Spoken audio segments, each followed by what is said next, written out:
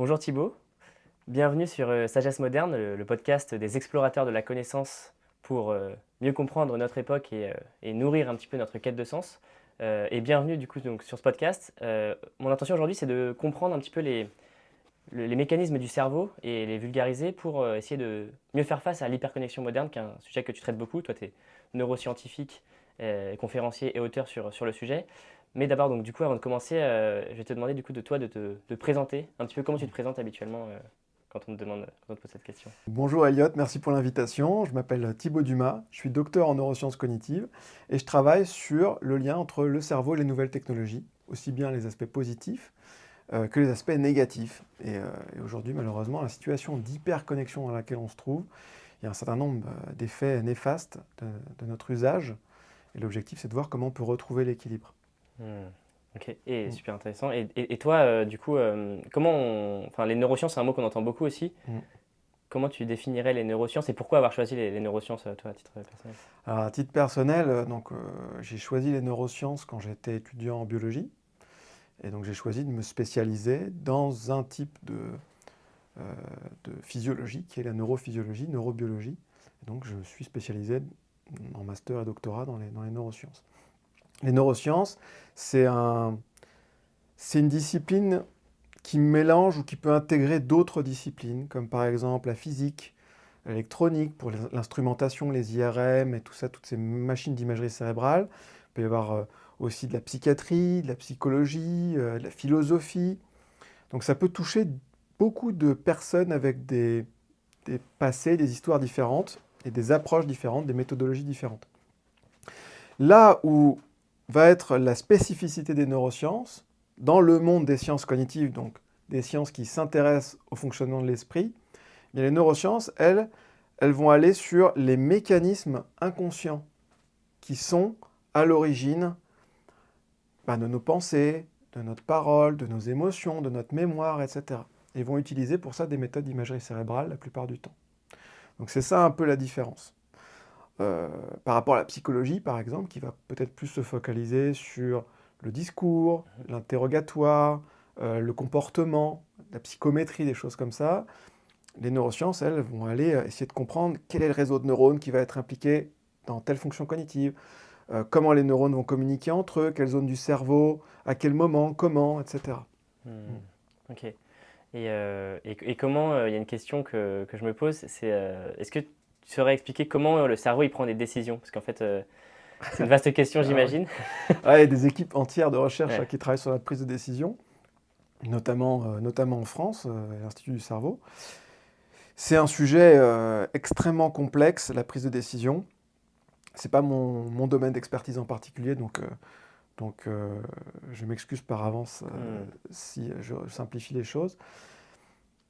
C'est, je dirais, l'élément que moi j'ai le plus en tête quand je pense à la prise de décision, qui est peut-être une des méconnaissances qu'a en général le grand public, c'est de penser que la prise de décision est quelque chose de 100% rationnel. Hmm. Si on interroge un publicitaire ou quelqu'un dans le marketing, ça lui paraîtra évident qu'il y a une partie émotionnelle dans la prise de décision. Mais en fait, si on pousse le raisonnement encore plus loin, sans émotion, on ne peut pas prendre de décision. Hmm. C'est quelque chose qui avait été mis en évidence notamment par Antonio Damasio, qui est un grand neuroscientifique, et qui avait un patient qui s'appelait Elliot, d'ailleurs, qu'il avait nommé Elliot, et qui était quelqu'un qui avait dans la trentaine, il a eu une opération suite à un méningiome, je crois, et, euh, et donc il avait eu une lésion suite à cette opération dans une partie de lobe préfrontal, donc, qui est dans l'avant du cerveau. Tout se passait bien, il a bien récupéré de l'opération, sa logique était préservée, ses capacités intellectuelles étaient préservées, mais malgré tout, il n'arrivait plus à prendre de décision. Il passait un temps fou sur des détails, il n'arrivait plus à trouver les priorités, il était complètement perdu, il a perdu son job, il a divorcé, enfin voilà, ça a eu plein de conséquences dans sa vie. Et en fait, ce qui était affecté, c'était sa capacité à avoir accès à ses émotions. Et en fait, sans ça, il n'arrivait plus à prendre de décision. Donc ça, c'est extrêmement intéressant. Ça a été un petit peu une révolution dans notre compréhension de la prise de décision. Évidemment, c'est beaucoup plus complexe. Moi, je le Hmm. prends sous cet angle-là parce que Ouais. les émotions, c'était le cœur de mon doctorat. Donc c'est pour ça que je le vois sous cet angle-là en particulier. Donc ça montre bien que déjà chercher la rationalité absolument, c'est souvent une erreur. C'est Hmm. souvent une illusion. En fait, nos émotions, on en a besoin au quotidien et toutes nos fonctions cognitives ont besoin d'émotions. Ok, C'est une petite parenthèse. trop intéressant. Et ok, on va partir un peu maintenant parler un peu des défis modernes en fait pour notre cerveau, qui est un sujet du coup que tu connais très bien. Et la première question c'est en quoi l'époque elle peut être périlleuse pour notre cerveau et particulièrement pour notre attention et plus globalement pour notre cerveau en fait. Qu'est-ce qui caractérise cette époque par rapport à ce rapport-là entre notre cerveau et l'époque? Effectivement, aujourd'hui, on vit dans un monde qui va essayer de capter notre attention de façon très puissante.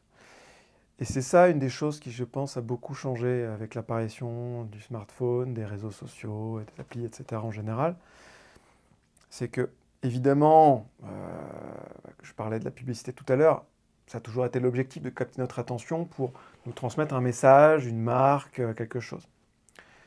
Mais c'était très passif, c'était très descendant. Voilà. Maintenant, on est dans une captation qui utilise des mécanismes qui n'ont rien à voir avec ce qui se faisait il y a 30, 40, 50 ans. On est sur une captation qui va justement essayer de trouver les failles, les biais cognitifs, les failles dans les mécanismes vraiment au niveau neurophysiologique presque de notre attention, pour essayer de capter un maximum notre attention, parce que c'est le business model, c'est le modèle de revenus de toutes les plateformes qu'il y a sur Internet, pour nous donner des messages publicitaires. Alors on pourrait se dire, en quoi c'est un problème finalement? En quoi c'est un problème? Eh bien, c'est que notre attention, c'est une des ressources les plus précieuses, en fait. Tout le monde cherche notre attention, c'est logique. Nos proches, notre boss, nos amis, notre chat, tout le monde cherche à capter notre attention. Pourquoi? Parce qu'en fait, on ne peut être vraiment pleinement attentif qu'à une seule chose à la fois. Donc, si je ne suis pas attentif à ce que tu me dis, je ne vais même pas le mémoriser. Ça ne va même pas arriver jusqu'à ma mémoire. Si je ne fais pas attention à quelque chose qui se passe dans l'environnement, je ne m'en rendrai pas compte.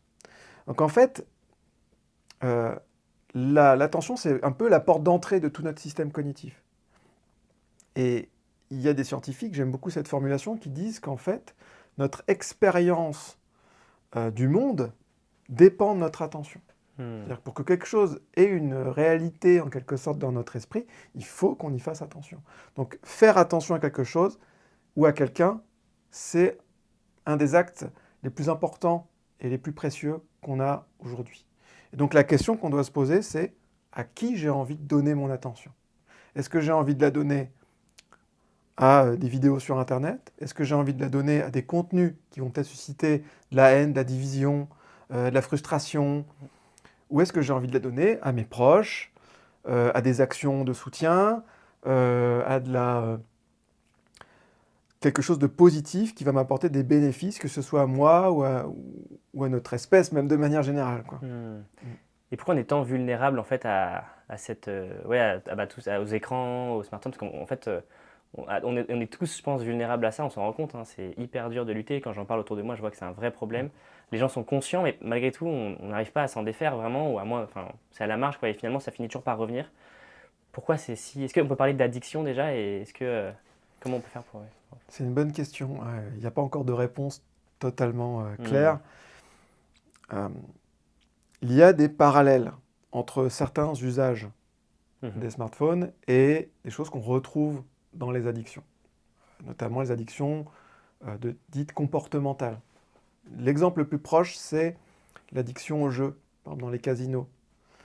Et d'ailleurs, beaucoup des mécanismes qui sont utilisés dans les jeux, les machines à sous, etc., sont utilisés aussi pour les applis ou les jeux sur le téléphone. Donc, on peut se poser la question. La question, c'est pourquoi, sachant que ça va potentiellement être négatif sur moi, pourquoi je continue à le faire? Ça, typiquement, on se pose la même question quand on a une addiction. On sait que fumer, c'est pas bon, je continue à le faire. On sait que boire de l'alcool, c'est peut-être pas bon, mais je continue à le faire, etc., etc. Ça, c'est un signe. Typiquement, c'est un signe d'addiction. Donc ça, c'est un des éléments sur lesquels qu'on utilise pour diagnostiquer les addictions comportementales. Alors, est-ce qu'il s'agit d'addiction? Est-ce que l'addiction au smartphone, aux réseaux sociaux, elle existe à l'échelle individuelle? On la retrouve chez certaines personnes, parce que concrètement, on peut retrouver l'addiction à peu près à n'importe quoi. Donc à l'échelle individuelle, on peut le retrouver dans des cas particuliers.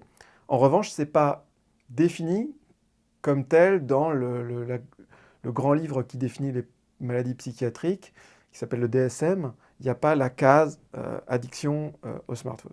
Dans certains pays, elle existe, mais pas à l'échelle internationale. Peut-être parce que le smartphone, c'est quelque chose de trop variable.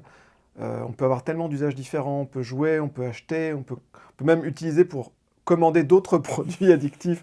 Donc voilà, c'est tellement vaste l'étendue d'utilisation des smartphones que c'est compliqué d'avoir vraiment une analyse homogène.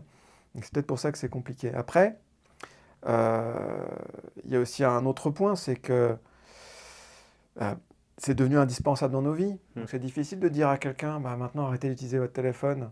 Non, là, pour venir ici, je l'ai utilisé pour retrouver mon chemin, pour savoir à quelle heure était le rendez-vous, pour payer mon billet de métro. Enfin bref, j'utilise tout le temps, il y a tout dedans. Donc mes photos, il y a toute ma vie.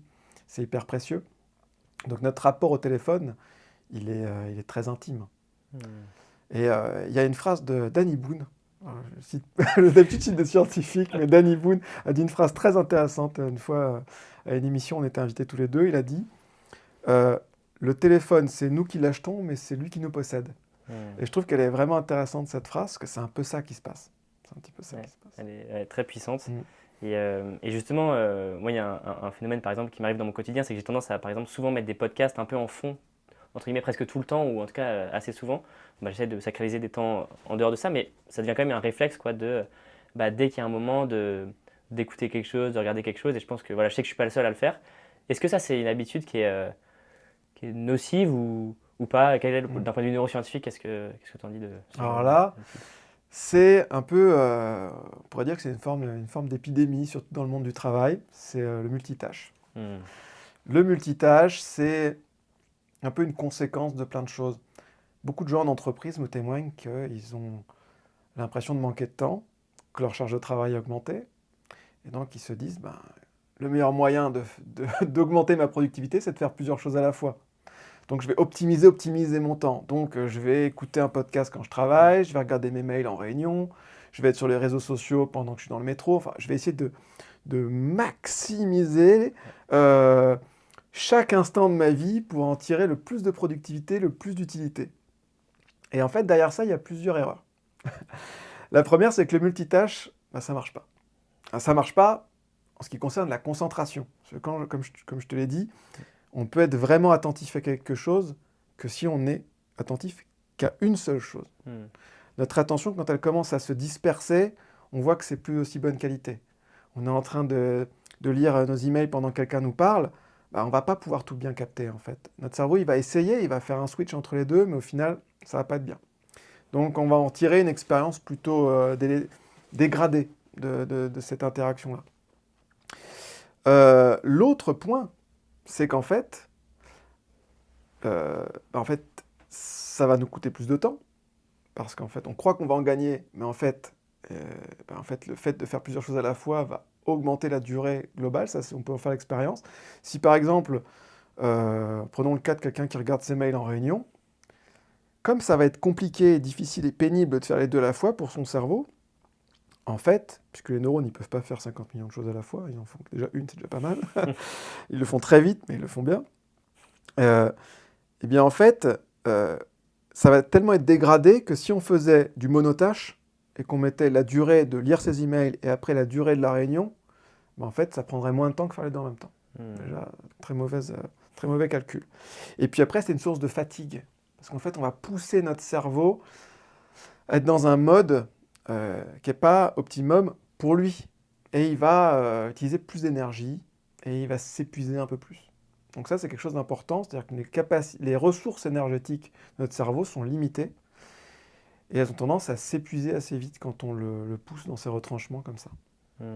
Et est-ce que du coup, ça, c'est un phénomène aussi qui peut créer aussi une forme de burn-out? C'est un sujet aussi que tu abordes. Est-ce que c'est lié à cette notion-là ou... Le burn-out, c'est très compliqué. Alors, le burn-out, c'est lié... En général, on définit par rapport au milieu professionnel, donc c'est un épuisement qui peut être affectif, qui peut être physique. Voilà, on peut avoir différentes formes d'épuisement qui peuvent être décrites sous forme de burn-out. mais qui prend sa source au travail en général. C'est plutôt une spirale, le burn-out. Moi, je le décris comme ça. C'est une spirale dans laquelle on tombe et qui s'accumule, cette fatigue. Et on s'en rend compte malheureusement souvent un peu tard. C'est aussi ça le problème du burn-out, le côté un peu sournois du burn-out. Se mettre dans une logique où on va être en multitâche et donc ça va être une source d'épuisement. Voilà, ça va être une des causes potentielles. Mais ce n'est pas le multitâche en soi, c'est pourquoi j'étais en multitâche au départ. C'est peut-être parce que ma surcharge de travail était bien au-delà de mes ressources. Peut-être que je n'avais pas les outils nécessaires les ressources nécessaires pour pouvoir gérer cette charge de travail. C'est peut-être ça aussi. Peut-être que mes conditions organisationnelles, managériales n'étaient pas appropriées. Donc, bon, le multitâche, ça a été la réponse que j'ai trouvée peut-être dans ce cas-là, qui m'a semblé la plus logique. Mais est-ce que c'est la cause? C'est un des médiateurs, mais voilà, c'est un peu plus compliqué que ça. Si on le peut, on diminue effectivement les risques de faire du burn-out si on arrive à avoir une façon de travailler qui diminue le multitâche, qui permet d'avoir des moments de qualité, des échanges de qualité, permet d'avoir des moments de pause. En fait, ça aussi, c'est un élément vraiment important. Dans cette logique d'optimisation, on se dit que ne rien faire, c'est perdre son temps. Que attendre son bus, attendre son métro, c'est un temps mort. C'est horrible comme expression, temps mort. Comme si un temps livré à soi-même, à ne rien faire, c'est un temps... Qu'est-ce qu'on peut imaginer de pire que la mort pour décrire quelque chose de négatif? Alors qu'en fait, c'est tout l'inverse pour le cerveau. C'est des moments très précieux qui vont avoir des effets très bénéfiques, justement, de ne rien faire, de rêvasser, de laisser son esprit vagabonder. Donc c'est peut-être ça aussi qu'il faudrait essayer de retrouver. Et du coup, ça demande d'avoir une certaine discipline, ou en tout cas de prendre certaines habitudes par rapport à son smartphone, d'apprendre à faire avec, quoi. Il y a un côté discipline, il y a un côté volonté, mais ça serait trop simplifié de dire que ça suffirait. Ouais. Parce que si on fait le parallèle avec les addictions, on a le même sujet, c'est-à-dire qu'il ne suffit pas de dire... On dit toujours il faut de la volonté, mais la volonté, ça ne suffit pas toujours. L'un des éléments clés, c'est déjà d'avoir le désir de changer. Et donc de trouver qu'est-ce que ça va m'apporter de positif, de revoir mon usage, de revoir ma consommation. Sans ça, c'est compliqué. Donc trouver quel est le désir qu'on a par rapport à ce changement qu'on veut mettre en place dans notre vie. Et donc, déjà, il faut avoir conscience de se dire, ok, je vais diminuer mes réseaux sociaux, je vais diminuer mon smartphone, je vais diminuer mon multitâche, mais ça ne va pas être une source de perte, ça ne va pas être une source de... je ne vais pas rater les informations, je ne vais pas rater la promotion, je ne vais pas prendre du retard dans mon travail. Non, en fait, ça va me permettre de gagner quelque chose. De gagner peut-être en bien-être, de gagner en productivité, de gagner en concentration. Et c'est ce passage-là qui est déjà, je dirais, l'étape première à faire. Ouais, c'est ça le plus dur. Ouais, c'est clair de revaloriser ce qu'il y a. Voilà. Et puis après, c'est petit pas par petit pas, petit changement par petit changement, qu'on arrive à garder dans le temps, et pas faire la coupure brutale. Ça, c'est vraiment, c'est pas la meilleure stratégie.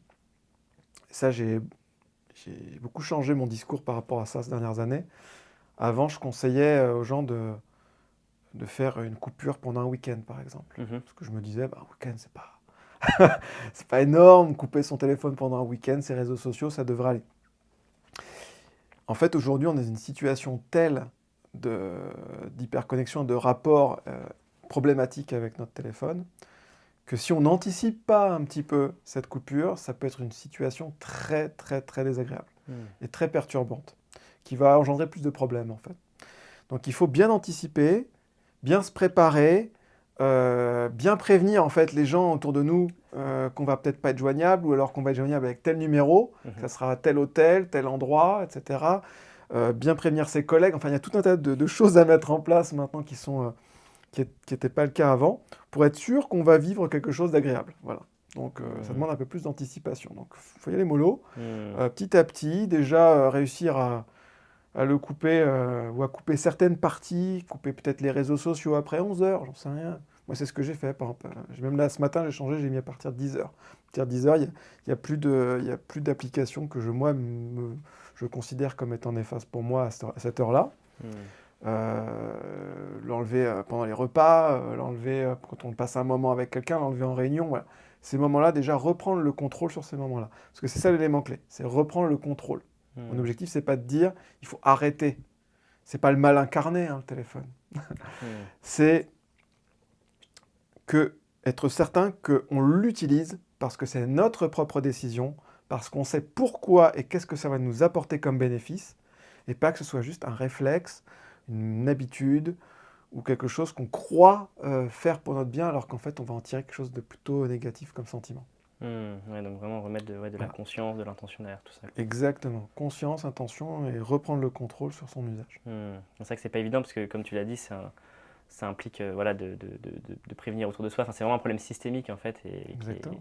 Aujourd'hui, c'est vrai qu'on n'a pas le choix, enfin, en tant qu'individu, si on veut en tout cas ne pas subir, on est obligé de prendre en main ce truc-là. Mais c'est vrai que c'est tout un système derrière, mais c'est important d'en prendre conscience à l'échelle individuelle, ça c'est évident. Et c'est ça. Et alors aussi un point extrêmement important, quand on parle du monde professionnel, on a tous des contraintes. En fait, notre pouvoir d'action, il est très limité.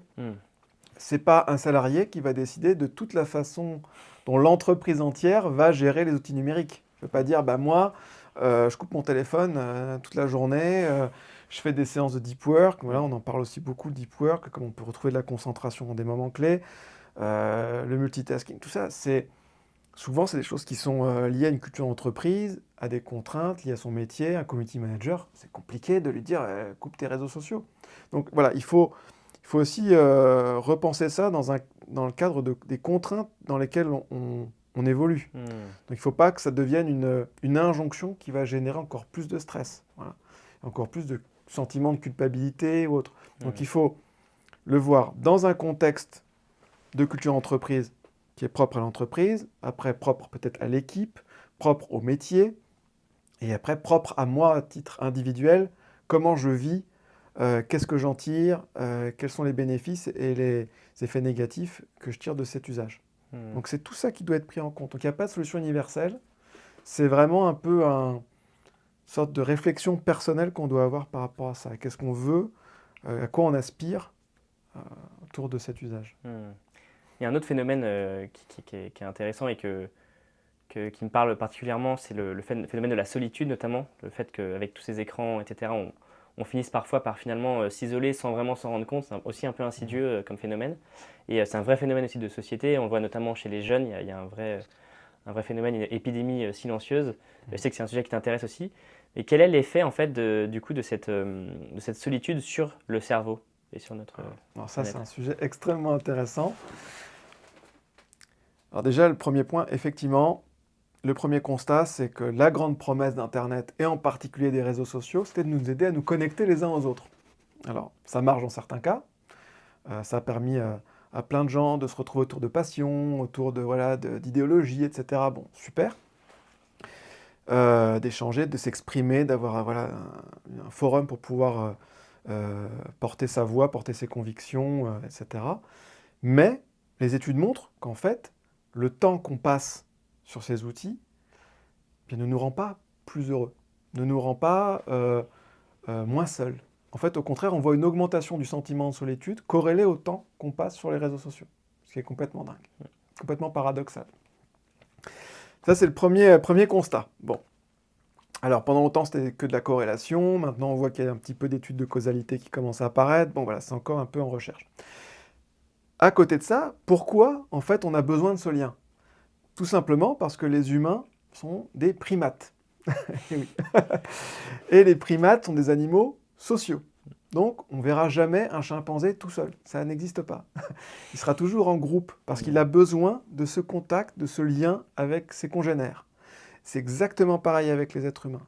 On peut avoir évidemment besoin de moments de solitude ou s'éloigner, quand on est plus ou moins introverti, etc. Ok, mais on a besoin quand même d'avoir ces liens forts avec nos congénères, d'avoir quelqu'un à qui parler, pouvoir s'exprimer, pouvoir échanger ses peines, ses doutes, etc., ses expériences, ses joies. On a besoin de ça, c'est très important pour nous. Et notre cerveau se développe grâce à ce lien aussi. Il se développe parce qu'il va percevoir les émotions sur les visages, sur la voix, la posture, les interactions sociales qu'il va avoir avec nos congénères tout au long de notre vie, depuis notre plus tendre enfance jusqu'à 20, 30 ans. Notre cerveau continue à se développer grâce à ça. Il a besoin de ça. C'est vraiment quelque chose d'intrinsèque au fonctionnement du cerveau humain. Et il se trouve que durant ces dernières années, les chercheurs ont eu une opportunité exceptionnelle de pouvoir étudier l'impact de la distanciation sociale sur des populations entières. Donc on avait déjà beaucoup d'hypothèses sur l'impact de la solitude, mais maintenant on voit que la distanciation, même pas la solitude, juste le fait de créer une distance, même pas physique, mais sociale avec les autres, eh bien, augmente les risques de développer des troubles, et en particulier des troubles psychiques. Donc on voit que ça augmente les risques de troubles anxieux, de dépression, ça augmente les risques de suicide aussi.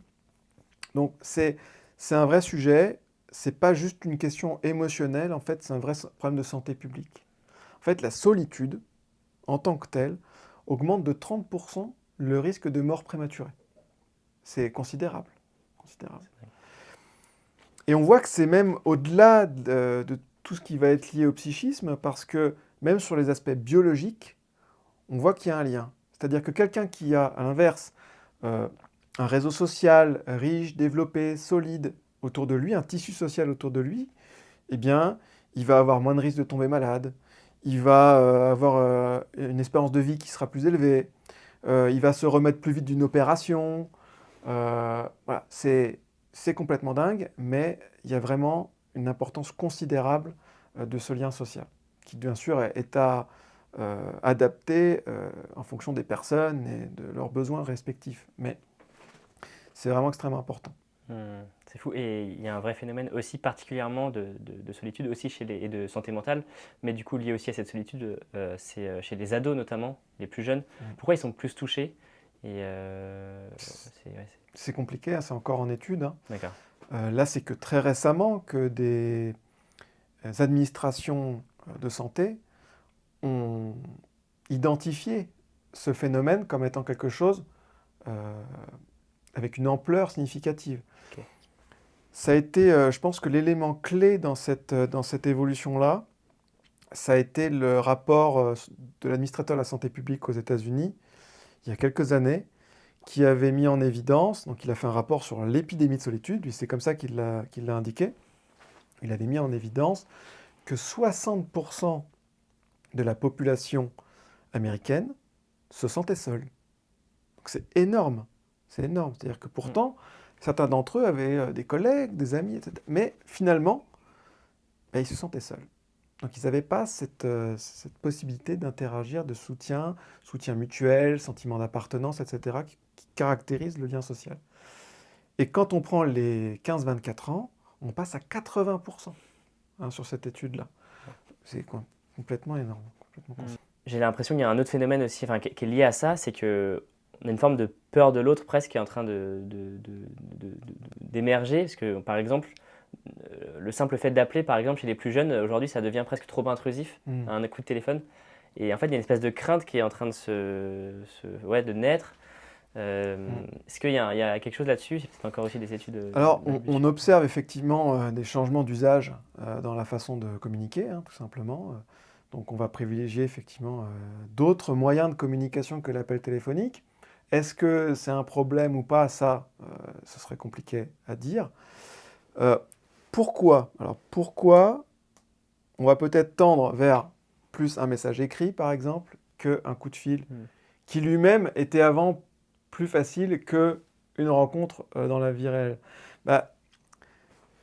Une des approches qu'on pourrait avoir, c'est de penser en termes de coût. C'est-à-dire combien ça nous coûte cognitivement, énergétiquement, de faire les choses. Et notre cerveau, lui, va essayer d'économiser l'énergie, en gros. Je simplifie, mais c'est ça. Il va essayer d'aller au plus simple, ce qui le met dans le moins de difficultés possible, qui est le plus facile pour lui. Concrètement, si je prends l'extrême inverse, me lever, sortir de chez moi, prendre quelqu'un au hasard, aller lui parler pour lui demander un truc, voilà, ça c'est le max. Écrire un message en 3 secondes avec 2 emojis que j'envoie à quelqu'un, le coût il n'est pas du tout le même. Vous voyez, c'est ça, c'est un peu ça en fait.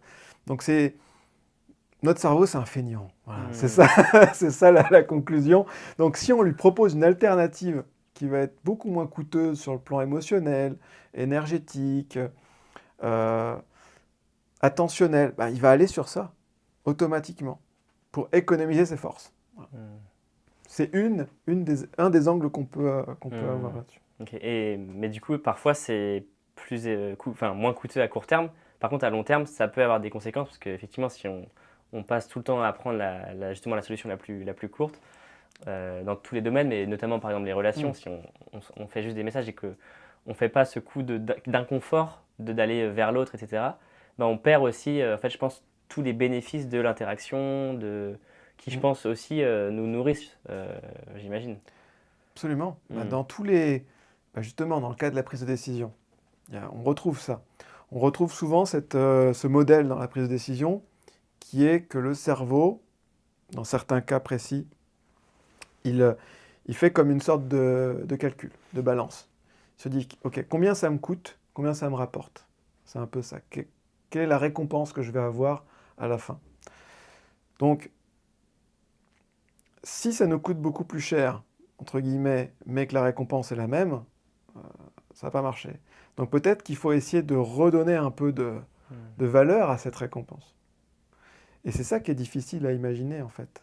Donc pour se projeter, et se dire ok, ça va me coûter plus, ça va me coûter plus d'efforts, ça va être plus pénible, ça va me demander de sortir de ma zone de confort, si j'en ai une évidemment. Et donc de pouvoir, mais ok, mais pourquoi? Qu'est-ce que ça va me permettre de gagner? Qu'est-ce que ça va m'apporter dans la vie?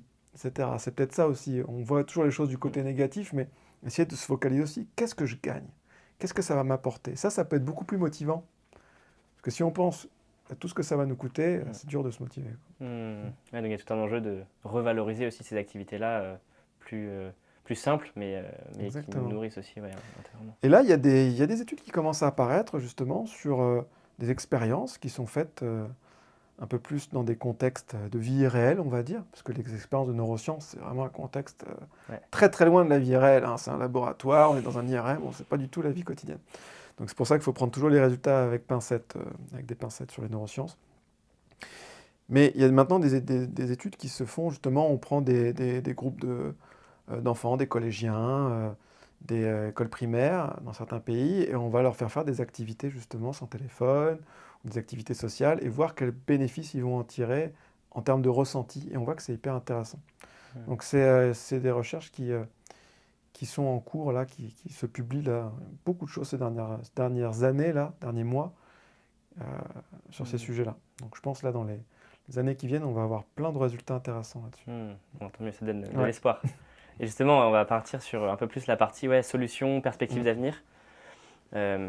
Justement, une question un peu large, mais comment on en a un petit peu parlé, mais comment on peut protéger sa santé mentale dans cet environnement moderne de surstimulation, hyperconnexion, etc.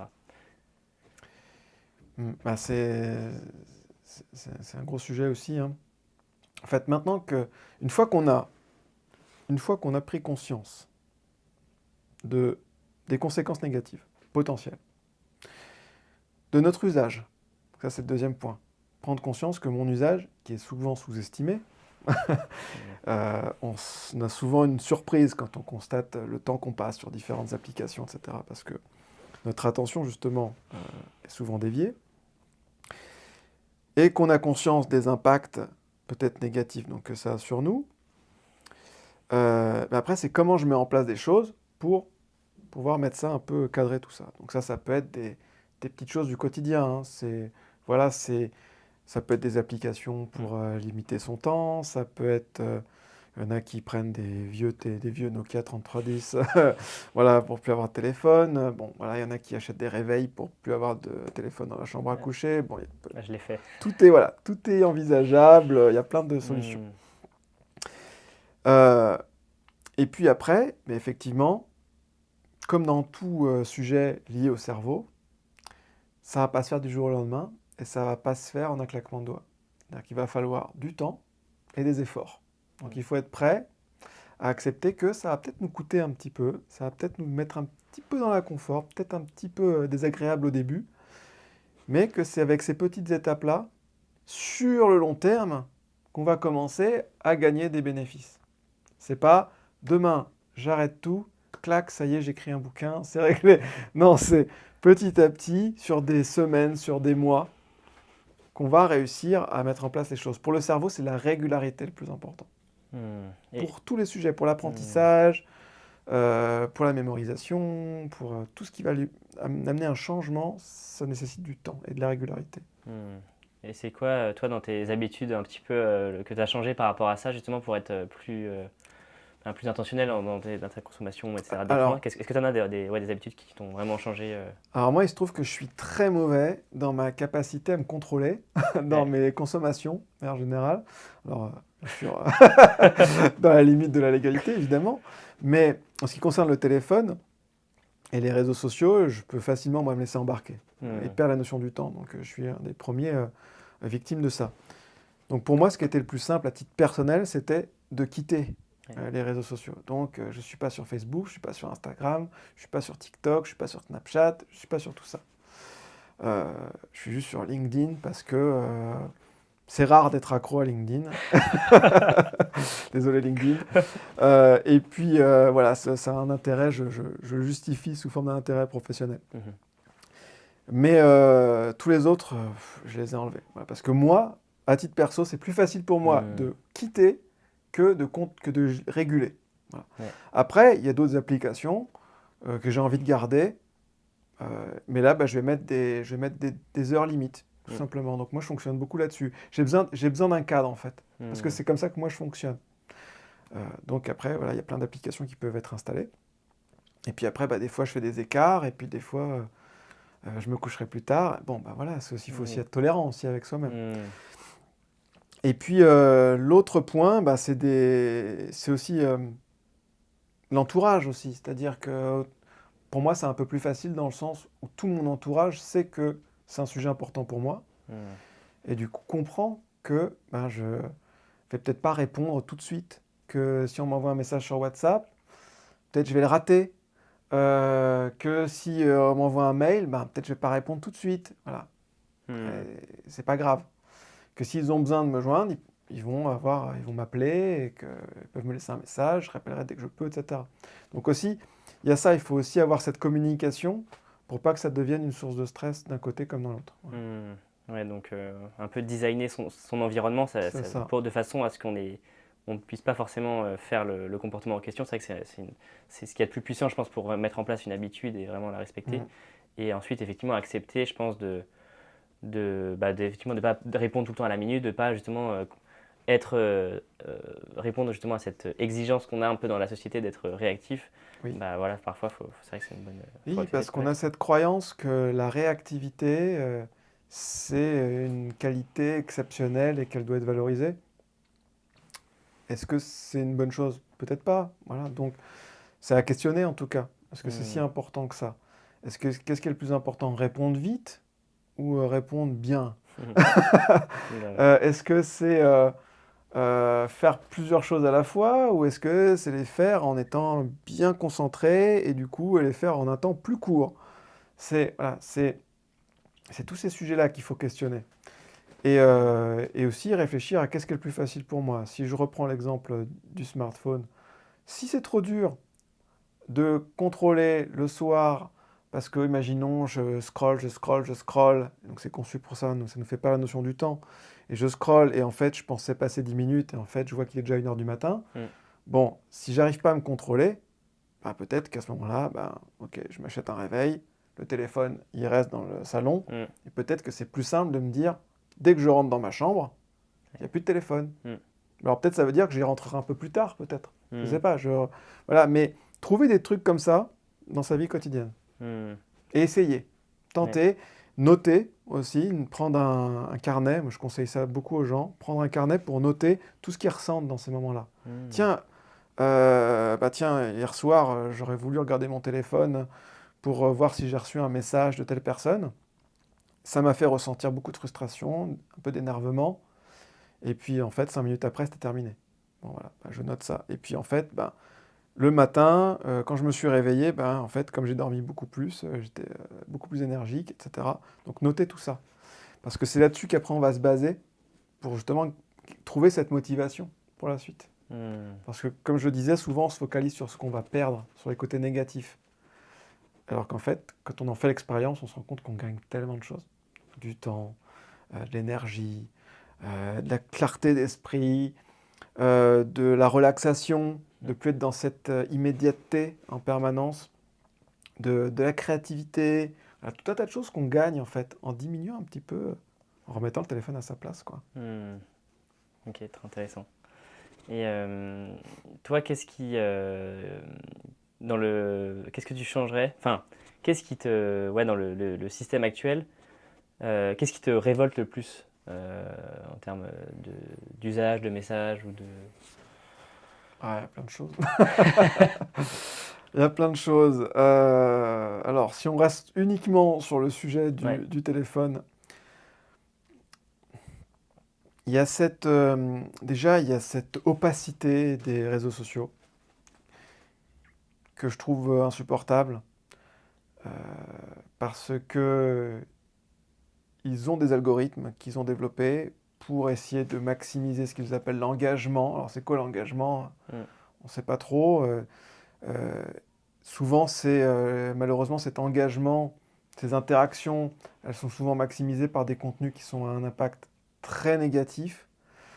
Et ça, moi, je trouve ça terrible parce qu'on voit maintenant des effets sur la santé mentale, en particulier des jeunes femmes qui sont les plus touchées.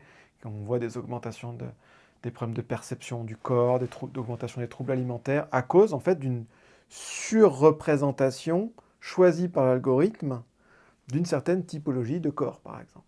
Et ça, le fait d'être exposé à ça régulièrement, eh bien, ça va avoir un impact sur nous. Parce qu'on ne peut pas se dire, je ne veux pas me comparer. Non, le piège de la comparaison, c'est très difficile de s'en extraire à tous les niveaux. Là, je parle de cet exemple-là, mais on le retrouve aussi au niveau professionnel sur LinkedIn. On peut le retrouver à plein de niveaux. Mais là, on a beaucoup d'études justement sur l'impact sur la santé mentale de cette mise en avant de certaines typologies corporelles. Bon. Et ce qui me révolte, c'est qu'on n'a pas de contrôle là-dessus. Je ne peux pas dire, OK, je règle les paramètres de mon algorithme en disant, moi, non, je ne veux pas telle typologie, je ne veux pas telle façon. En fait, j'aimerais, moi, le minimum, pour moi, c'est le minimum de base, ça serait que les algorithmes aient un tout petit peu de transparence pour qu'on sache, OK, voilà comment ça marche, voilà ce qui va générer comme mise en avant, et je peux l'activer, le désactiver, etc., régler le curseur. Comme ça, c'est moi qui choisis. Voilà. C'est tout bête, mais ça, je pense que ça serait vraiment fondamental. Voilà. Qu'il y ait un minimum de transparence de la part des algorithmes, des éditeurs sur leurs algorithmes, et qu'ils ne se cachent pas derrière je ne sais pas comment l'algorithme il fonctionne, c'est pas moi, c'est l'algorithme. Non, mais à un moment donné, l'algorithme, quelqu'un l'a conçu, il est observé, les informations qu'il va choisir sont analysées en permanence. Il y a quand même des données gigantesques là-dessus. On ne peut pas imaginer qu'un éditeur de réseau social n'ait pas d'informations sur le type d'information que va sélectionner l'algorithme. Donc maintenant, c'est clair, on le sait, les éditeurs sont au courant de ces fonctionnements-là, et il faut que ce soit des options qu'on puisse changer, quoi. Voilà, un safe mode. Il faudrait qu'il y ait un safe mode des réseaux sociaux. Qu'on puisse choisir. Voilà, moi, ça me rend dingue. Ouais, carrément, ça Voilà. serait game changer. Et après, il y a plein d'autres choses. Ouais. Et après, il y a c'est ce culte de la productivité absolue, de l'injonction de l'immédiateté, c'est ce non-respect du temps personnel, du temps précieux qu'on doit avoir avec soi-même pour permettre à notre cerveau de rêvasser. Voilà, remettre un peu d'oisiveté dans notre vie quotidienne, ça ferait du bien à tout le monde. Si on le pouvait, ça serait pas mal. C'est dur parce qu'en plus, c'est quelque chose qu'on intègre aussi en fait nous-mêmes finalement si on le conscientise pas, et en fait on peut devenir vraiment justement incarner sans le vouloir cette urgence à la productivité. Moi, c'est quelque chose que je ressens même aussi des fois à titre personnel, de devoir être productif, alors que des fois c'est toxique à terme quoi, d'être trop là-dedans. Si on reprend les gens qui ont été les plus productifs, créatifs dans l'histoire de l'humanité, exact. Ils passaient beaucoup de temps à aller se promener, à marcher, Ouais, c'est vrai. à rêvasser, à faire la sieste. Ils n'étaient pas tout le temps sur les réseaux sociaux. Oui, complètement, c'est clair. Il faut qu'on change la définition du mot productivité finalement. Et ça n'a pas empêché Einstein de créer la relativité. à Kant d'écrire Critique de la raison pure, enfin Ouais, plein d'exemples. tous. Ouais, c'est clair. Moi, il y a un livre qui s'appelle Rest, je ne sais plus le nom, mais c'est exactement le sujet. Et sur l'importance du repos aussi, c'est un sujet que tu abordes pas mal aussi. Très bien. Mais ouais, c'est vrai que c'est hyper intéressant et ça demande vraiment de changer un peu d'idéal aussi et de paradigme C'est ça. dans notre façon de voir le monde, quoi. Est-ce que justement, toi, tu as un livre ou une ressource qui t'a particulièrement marqué dans- sur ces sujets-là ou... Je sais qu'il y a la tienne, il y a ton livre. On peut parler, Oui. t'en as sorti Oui, oui, plusieurs. mon livre qui va être réédité en février avec des ajouts et des mises à jour sur les données les plus récentes. Donc, Le nom, c'est... J'arrête de scroller. Ah, Voilà, on a c'est... un nouveau titre. Ok. Édition Mango, avec des belles illustrations, Le titre est parlant déjà. des illustrations de Gwendoline Bloss qui sont Ok. très, très parlantes sur ces sujets-là. Un livre que vraiment je recommande souvent parce qu'il est, il est très accessible, très bien écrit. Voilà, c'est pas un livre dur. Et voilà. C'est La civilisation du poisson rouge Oui. de Bruno Patino, Mm. qui est un des membres de notre association qui s'appelle Attention Hyperconnexion, Ok. qui est un excellent livre. Et puis il a écrit la suite juste après. Et puis après, il y a un documentaire, mais je pense qu'il est assez connu, qui s'appelle The Social Dilemma, Mhm. aussi, que je recommande assez souvent. Voilà, déjà, ça, c'est deux pistes intéressantes pour démarrer sur le sujet. Mm. Et puis ceux, après, qui veulent un peu plus creuser, euh, je pense qu'après, il faut aller directement aller sur les rapports qui sont publiés par les administrations maintenant de santé, que ce soit aux États-Unis. L'Union européenne aussi, maintenant, a publié un rapport sur l'usage problématique des réseaux sociaux par les plus jeunes, les 15-25 ans en particulier. Et puis, le rapport de la commission indépendante sur les écrans, qui a été publié l'année dernière, qui est vraiment très très bon. Donc voilà, pour aller un cran plus loin et vraiment avoir accès aux études les plus récentes. Super. Je vais arriver aux trois dernières questions un peu signature du podcast que je pose à tous mes invités. Donc le podcast s'appelle Sagesse moderne, donc évidemment on cherche à mieux comprendre un petit peu le monde, le cerveau, la nature humaine, etc. Et à tirer un peu de la sagesse des parcours des intervenants. Toi, quel conseil tu donnerais au Thibaut de 20 ans? Le Thibaut de 20 ans. Le Thibaut de 20 ans. Déjà, le Thibaut de 20 ans, il avait même pas encore de smartphone, le Thibaut de 20 ans. C'était pas un sujet à Ça me l'époque. rajeunit pas. Il a découvert les réseaux sociaux un petit peu après. Je lui dirais, prends ton temps avant les réseaux sociaux. Prends ton temps, c'est pas grave si tu n'y es pas tout de suite. Non, mais euh, je lui dirais quelque chose qui n'a rien à voir avec tout Ouais. ça, mais qui peut, je pense, être intéressant. C'est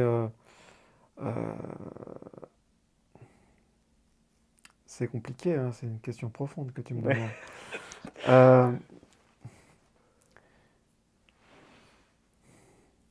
je lui dirais de pas, voilà, ça c'est un point que j'ai souvent avec des étudiants. Mm. Ou des entrepreneurs, j'accompagne aussi beaucoup d'entrepreneurs, qui,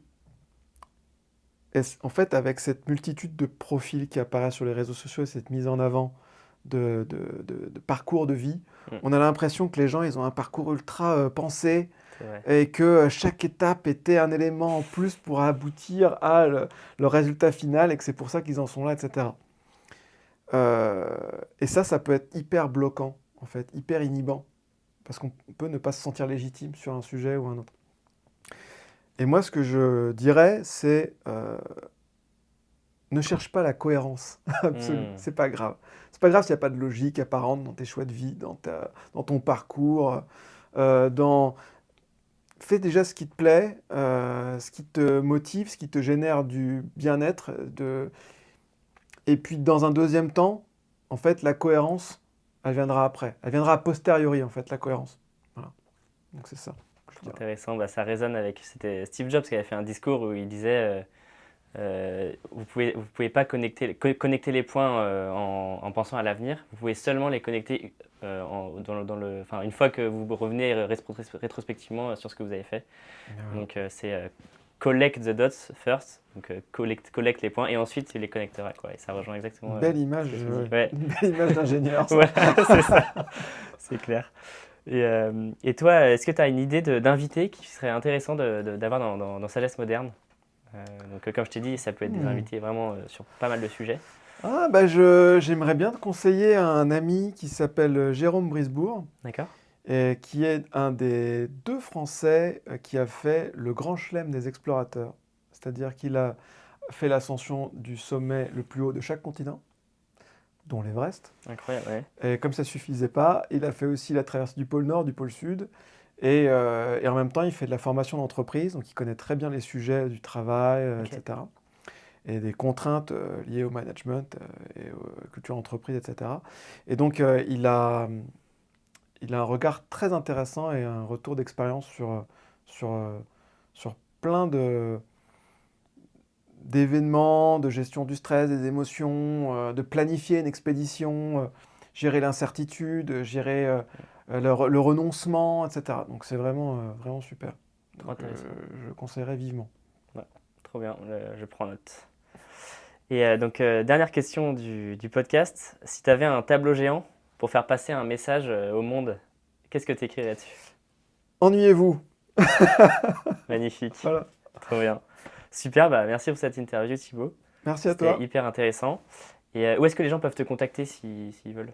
Sur LinkedIn. LinkedIn? Voilà, Thibaut Dumas sur LinkedIn, ajoutez-moi. Et Ouais. j'essaye de publier des contenus à une fréquence pas toujours très stable, mais j'essaye de faire des contenus les plus intéressants possibles, des vidéos aussi Mm. pour essayer de vulgariser les neurosciences, les rendre plus accessibles. Donc n'hésitez pas à me suivre là. Ouais, super intéressant. C'est comme ça que j'ai découvert d'ailleurs ces petites capsules vidéo que j'ai trouvé Mm. très intéressantes. Donc, n'hésitez pas à aller voir. Merci. Et voilà, bah, merci Thibaut et à bientôt peut-être. À bientôt.